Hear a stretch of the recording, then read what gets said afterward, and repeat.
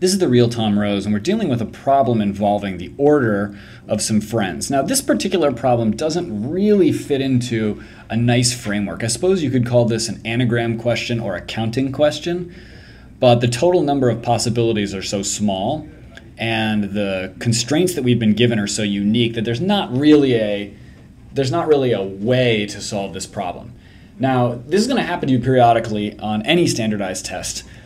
And the answer is commonly the same thing. When in doubt, write it out.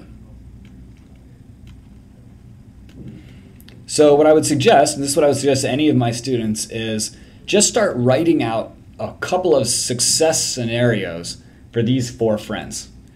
And hopefully when you start writing them out, you'll start to notice a pattern, and the pattern will lead you to the total number of possibilities. So we have 2 sets of constraints. We're told that Andrew is standing next to Sean, and Peter is next to Andrew and David. And we've actually been given a picture of the 4 friends posing stupidly for their photo. Look at this. They're okay, everybody stand spread eagle. Yeah, now get further apart.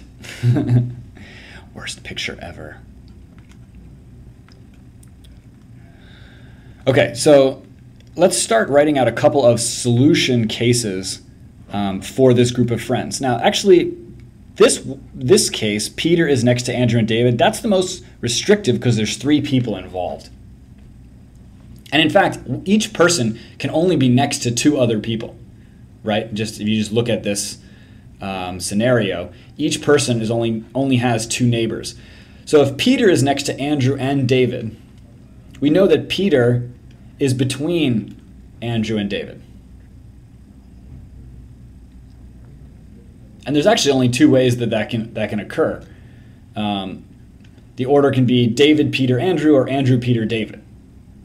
Right? And we don't know where in this lineup of 4 that will be, but we know that it'll be that order, right? Either that way or flipped. So those are the 2 possible scenarios that we have so far, and we've only taken into account one of the constraints. So let's see what happens when we add in the other one. So I'll do this one in a different color. Let's say Andrew is standing next to Sean. So we have one person that we need to fill in here, and let's look at this first condition. Here's Andrew, and we need to put a Sean in here. Is it possible for us to put Sean right there? Actually, no, because we know that Peter is next to Andrew, so Sean can't go there. So in this first case, the only place that Sean can go is right there. And that's it. And in the second case, we have the same situation. Sean must go next to Andrew, so Sean must be right there. And again, Sean cannot go in between Andrew and Peter.